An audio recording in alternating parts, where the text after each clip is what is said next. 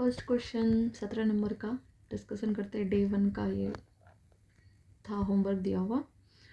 1 minute. ठीक है, वो स्क्रीन को थोड़ा एडजस्ट करना था। ठीक, तो ये 17 नंबर का क्वेश्चन नंबर 1 देखते हैं। क्वेश्चन तो समझ में आ गया होगा आप लोगों को। ये ABCDE 3 दिया गया है, 5 दिया गया है और 3 ये है गेहूँ, चावल और चीनी। तो ये है गेहूँ का, ये है चावल का और ये है चीनी का। इसी में ABCD का सबका अलग अलग है। तो पहला क्वेश्चन क्या है देखते हैं। पहला क्वेश्चन है, ये है दुकानदार C द्वारा एक साथ बेचे गए चावल और गेहूँ की कुल मात्रा। ठीक है, A और C का चावल और गेहूँ का कुल मात्रा है। ठीक, और दुकानदार E द्वारा एक साथ बेची गई चीनी और गेहूँ का, E द्वारा चीनी और गेहूँ का। तो यहाँ पे सॉल्व किया हुआ है, आप देख सकते हैं। बहुत सिंपल सा क्वेश्चन। इसमें क्या है, अनुपात पूछा गया है, तो अनुपात पे फोकस करना है। अनुपात किसका किसका पूछा गया है, किसका किससे अनुपात पूछा गया है, तो जो पूछा गया उसको उसके अकॉर्डिंगली सजा देंगे। दुकानदार C द्वारा बेचे गए चावल और गेहूँ का कुल मात्रा है। बार ग्राफ से देखने से स्पष्ट हो जाता है कि क्या है। ये सब देख के आपने मैच कर लीजिए बस आंसर। C द्वारा गेहूँ, चीनी और गेहूँ बेचे गए कुल मात्रा इतना, और इसको काटेंगे फिर 21 20 1:23 इसका रेशियो, इसका आंसर है, सही है। और फिर क्वेश्चन नंबर B पे आ जाते हैं। क्वेश्चन नंबर B क्या है, दुकानदार A और B द्वारा एक साथ बेचे गए चावल की मात्रा दुकानदार C और E द्वारा एक साथ बेचे गए गेहूं की मात्रा से कितने प्रतिशत कम या अधिक है। यहाँ पे एक चीज़ ध्यान देने वाला है कि जो अगर किसी भी पहले ये तो ना डाउट हो जाता है कि नीचे में क्या रखें। प्रतिशत अगर पूछा किससे किसका तुलना में, तो ये कन्फ्यूज़न होता है हमेशा कि नीचे कौन जाएगा। तो हमेशा ये याद रखिए कि जिसके आगे का, की, तुलना, ये सब वर्ड अगर जुड़ा हुआ दिखे ना तो समझ जाइए नीचे वही जाएगा। ठीक है, तो इसमें क्या कह रहा है, गेहूं की मात्रा से कितने प्रतिशत अधिक या कम है। तो ये वाला जो है दुकानदार C और E द्वारा एक साथ बेचे गए गेहूं की मात्रा से कितने प्रतिशत से कंपेयर किससे देखना है, इसे कंपेयर किससे किया जा रहा है। जिससे कंपेयर किया जा रहा होगा वो नीचे जाएगा।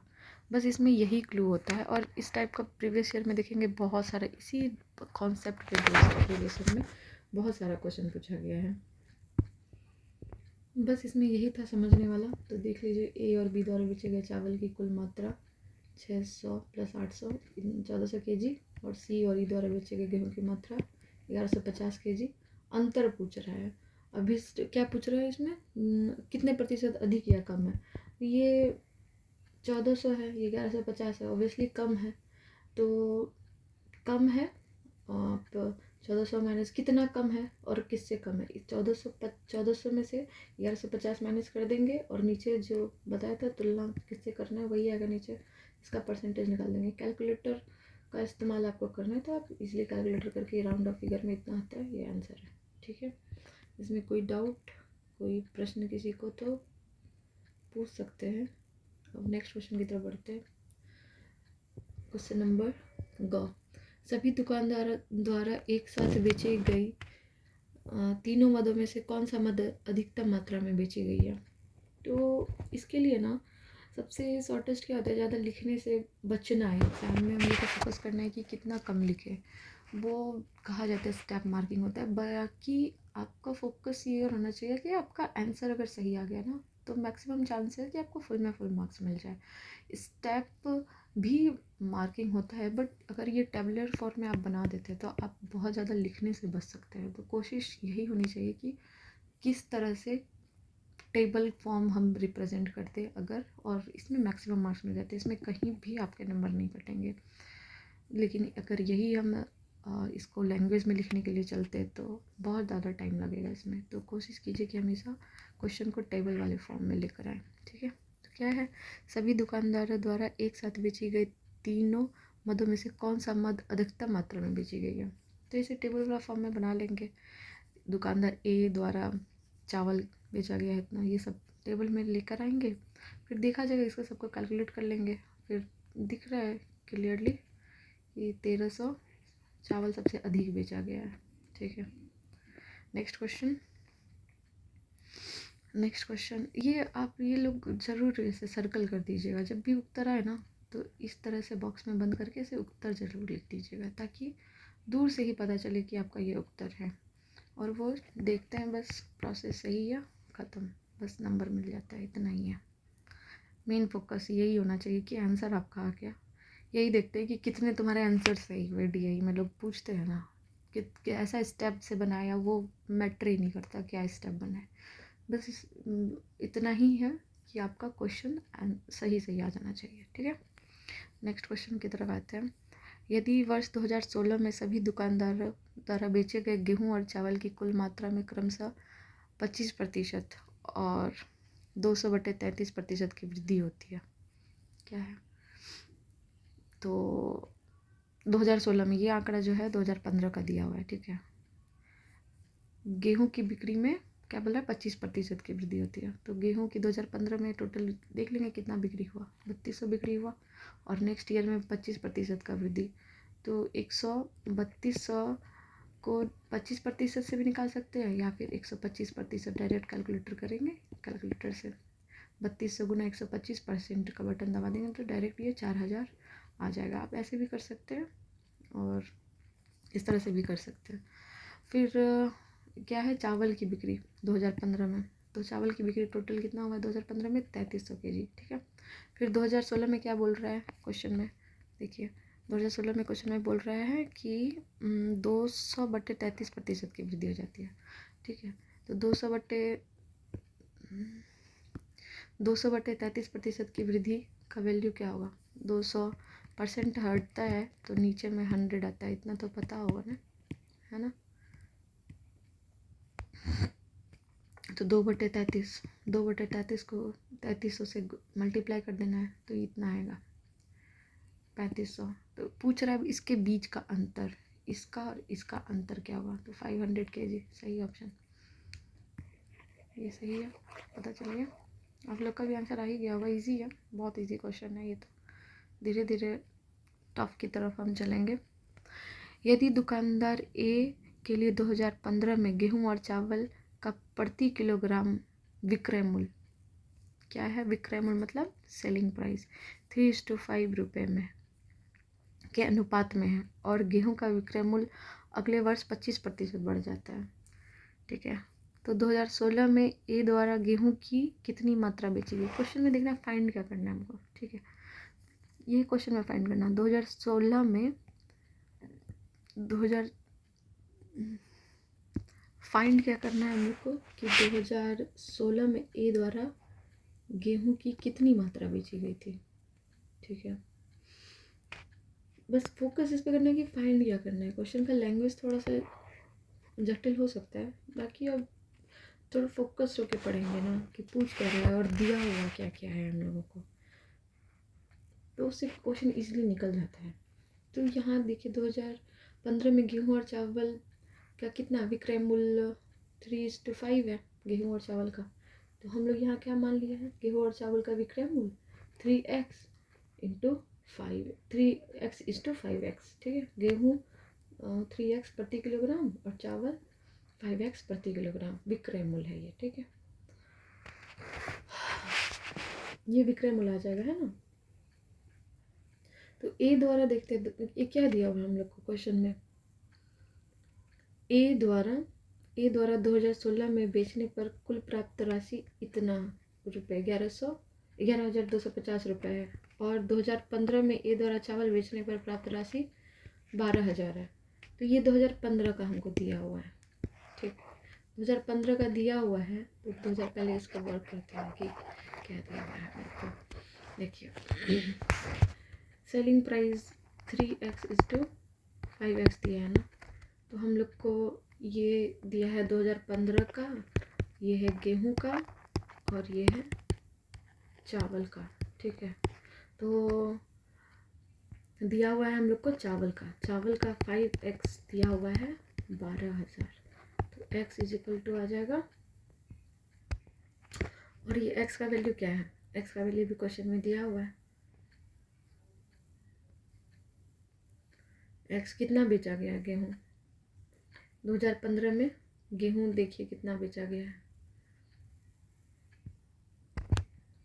ए द्वारा, सॉरी चावल देखिए 2015 में चावल जो है ए द्वारा 600 बेचा गया ना, 600 है ये, 600, तो 600 5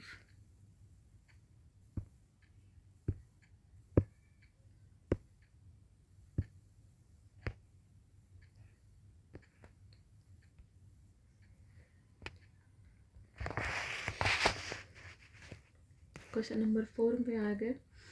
क्वेश्चन नंबर 4 का पहला क्वेश्चन क्या है कि दुकानदार सी द्वारा एक साथ बेचे गए चावल और गेहूँ, सॉरी ये इसका नहीं है, ये गलती से एक चलिए एडजस्ट हो गया ये। क्वेश्चन नंबर 4 का, क्वेश्चन नंबर 4 में क्या है, पहला क्वेश्चन क्या है क्वेश्चन नंबर 4 का, ओबीसी और पीएनबी में एक साथ काम करने वाले महिला कर्मचारी की संख्या पीएनबी में काम करने वाले कुल कर्मचारी संख्या का कितना प्रतिशत कम है। तो इसमें सीधा है, कुल कर्मचारी दिया हुआ है, पुरुष कर्मचारी दिया हुआ है, ये कुल कर्मचारी की संख्या है, ये पुरुष कर्मचारी की संख्या है, तो इसमें माइनस कर देंगे, महिला कर्मचारी की संख्या आ जाएगी। तो यहाँ पे देख सकते हैं, यहाँ पे आंसर निकाला गया है, ओबीसी में महिला कर्मचारी की संख्या इतना है, इसी तरह पीएनबी में महिला कर्मचारी की संख्या 682 है, तो कुल महिला कर्मचारी कितना हो जाएगा ओबीसी और पीएनबी मिला के 1177। ठीक है, फिर पूछ रहा है क्वेश्चन में कि पीएनबी में काम करने वाले कुल कर्मचारी की कुल संख्या से, तो यही देखिए से आया ना, तो कंपेयर इससे हो रहा है, से कितना प्रतिशत कम है, तो नीचे यही जाएगा जिससे कंपेयर हो रहा है, तो फिर आ गया ये पीएनबी से कंपेयर होगा, पीएनबी में कुल कर्मचारी, पीएनबी में काम करने वाले कुल कर्मचारी से, तो नीचे ये जाएगा। इसमें बस यही है कॉन्सेप्ट कि जिससे कंपेयर होता है वो नीचे जाता है, नीचे चला गया, कितना प्रतिशत कम या अधिक है, तो देख लीजिए कितना प्रतिशत कम है, 5.08% कम है, यही इसका सही उत्तर है। नेक्स्ट क्वेश्चन की तरफ बढ़ेंगे, सभी बैंकों में काम करने वाली महिला कर्मचारी की औसत संख्या क्या है, तो वही कुल कर्मचारी से पुरुष कर्मचारी घटा देंगे, और जितना बैंक है 1 2 3 4 5, इसे 5 से डिवाइड करके एवरेज निकल जाएगा। ये बहुत आसान है, इसको आप ऐसे टेबलर फॉर्म में निकाल सकते हैं। ये देखिए जैसे हर एसबीआई में महिला कर्मचारी लिखते हैं, फिर 950 माइनस 570 करके फिर 380 निकालते हैं, वैसे ये सबसे इजी प्रोसेस, आसान रास्ता है, ज़्यादा लिखना ना पड़े, तो ये इसका सही उत्तर है, 517.6 उत्तर है इसका। फिर क्वेश्चन नंबर सी की तरफ आएंगे, ये है एसबीआई और बीओआई में एक साथ काम करने वाले पुरुष कर्मचारी की संख्या एक ही बैंक में काम करने वाली महिला कर्मचारी संख्या का अनुपात क्या है। सिंपल अनुपात वाला कॉन्सेप्ट है, इसको देख लीजिए। क्वेश्चन नंबर गौ में ऐसे निकाल लीजिए महिला कर्मचारी, इसका अनुपात क्या है, ये इसका सही उत्तर है। देख सकते हैं बहुत आसान है, जहाँ कहीं फंसेंगे उसको हम फिर सॉल्व करेंगे।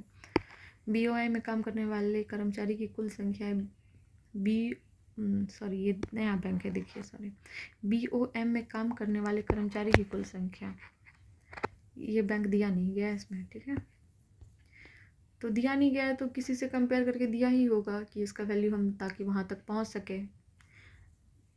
देखिए बीओएम में काम करने वाले कर्मचारी की कुल संख्या, बीओबी में काम करने वाले कुल कर्मचारी की कुल संख्या का 80%, मतलब इस बैंक में जितने लोग काम कर रहे होंगे बीओबी में, उसका 80% है बीओएम में काम करने वाले। तो सिंपल सा है, इसमें काम करने वाले कर्मचारी 1080 है, इसका 80% 864 हो गया। तो बीओ में पुरुष कर्मचारी कितना होगा, ये दिया हुआ है, पुरुष कर्मचारी दिया हुआ है, ये दिया हुआ है, ठीक है, तो यहाँ लिख देंगे प्रश्न से, ठीक, 648, तो महिला कर्मचारी माइनस कर देंगे 216। तो क्या पूछ रहा है, बीओएम में काम करने वाली महिला कर्मचारी की प्रतिशत ज्ञात कीजिए।